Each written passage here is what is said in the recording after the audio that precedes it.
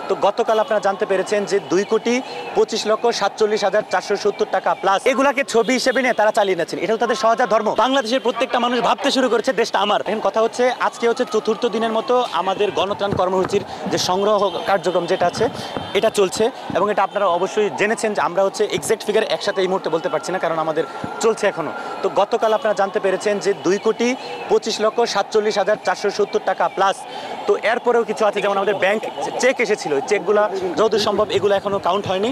তারপর হচ্ছে আমাদের কয়েন যেগুলো আছে, কয়েন তো আমাদের গণার সময় নেই, আমরা সারাদিন কাজ করছি এবং গতকাল আমরা হচ্ছে মেশিন ব্যবহার করেছি।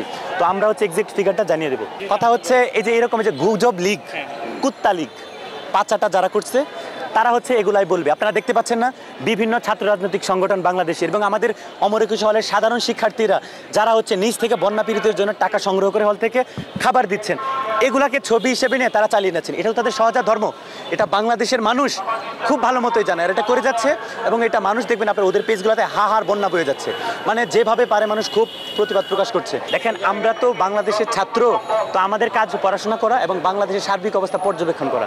তো আমরা এই জায়গা থেকে দেখতে পাচ্ছি যে হচ্ছে তারা যেমন অন্যের পেজ থেকে ছবি নিয়ে কাজ করছে, তারা এখন গুজব রটাচ্ছে যে আমাদের এখানে যা টাকা পয়সা আসছে তা নিয়ে হচ্ছে হেরফের হচ্ছে।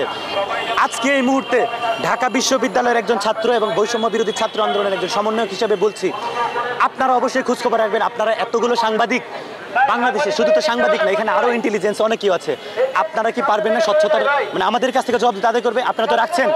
তারপরে বলছি, এখানে একটা টাকারও হেরফের করা হচ্ছে না। দেখেন, আমাদের এখানে মানুষ খেজুর দিচ্ছে, মেডিসিন দিচ্ছে। এখন খেজুর আমাদের সারাদিনে হচ্ছে 400 কেজি, আমাদের সারাদিন দরকার 1400 কেজি। 1000 কেজি আমাদের কিনতে হবে না? কিনতে হবে। তো আমাকে যার যা কিনতে হবে তা কিনছি এবং যা টাকা আছে তা তো স্বচ্ছভাবে আমরা রাখার চেষ্টা করছি। এবং আমরা বর্তমানে দায়িত্বটা হাতে, বাংলাদেশের যে সরকার, এই সরকারে তো আমাদের দুজন উপদেষ্টা গেল, আমরা আষ্টে পৃষ্ঠেই আছি। আমরা মাত্র নিজেদের অবস্থান জানান দিচ্ছি, আমরা মুকুলেই ঝরে পড়ার মতো পাত্র না। আমরা আমাদের স্বচ্ছতার প্রমাণ দেব এবং আমরা বাংলাদেশের মানুষকে দেখিয়ে দেব যে আমরা বাংলাদেশের এই যে আজকে বৃহত্তর নোয়াখালী অঞ্চল, ফেনী, নোয়াখালী, লক্ষ্মীপুর, এই অঞ্চলটার মানুষের পাশে থেকে এবং এরকম রাজনৈতিক বন্যাকে আমরা কিভাবে মোকাবেলা করতে পারি, আমরা মোকাবেলা করবো এবং সফল হয়ে বাংলাদেশের মানুষকে দৃষ্টান্ত হিসেবে দেখিয়ে দেবো। আমরা সারা বাংলাদেশের দায়িত্ব নিতে প্রস্তুত এবং প্রস্তুতি গ্রহণ করছি ইনশাআল্লাহ। স্বৈরাচার পতনের পর থেকে বাংলাদেশের ছোট বাচ্চা থেকে শুরু করে যারা ব্যাংক থেকে নিজের জমানো ব্যাংক 6-7 বছরের ছেলেরা ওরা নিয়ে আসছে এবং একজন মৃত মায়ের রেখে যাওয়া টাকা নিয়ে একজন প্রবাসী ভাই আসছেন, তো ওরা টাকাটা দিচ্ছেন। দেখেন, বাংলাদেশ স্বৈরাচার যখন বাংলাদেশ থেকে চলে যায় তখন থেকেই সাংবাদিক ভাইদের বলছি এবং সবার উদ্দেশ্যে বলছি, বাংলাদেশের প্রত্যেকটা মানুষ ভাবতে শুরু করেছে দেশটা আমার। সে কি হলো, মানে কার কি হলো তাতে আমার কিছু না, এই সিচুয়েশন চলে গেছে। এখন কোনো একটা মানুষের কিছু হলে আমরা বাংলাদেশের মানুষ মনে করছে না আমার। এই যে বন্যা পীড়িত মানুষ যারা আছে আজকে ঢাকা থেকে সারা বাংলাদেশের মানুষ এখানে আসছেন, এসে তারা দিচ্ছেন, কারণ মনে করছেন যে ওইখানে যারা আছে তারাও আমাদের ভাই। আজকে ওই জায়গায় আমরাও থাকতে পারতাম। তো এই জন্য তারা যিনি নিজে না আসতে পারছে তারা অন্যদের মাধ্যমে আমাদের এখানে ত্রাণ পৌঁছানোর চেষ্টা করছে বা যে যেভাবে পারে সেভাবে কানেক্ট করছে। প্রবাসী ভাইরা বিদেশ থেকে ওয়াইফের মাধ্যমে, সন্তানের মাধ্যমে বা কোনো মাধ্যমে আমাদের সাথে যোগাযোগ করে টাকা পাঠাচ্ছে।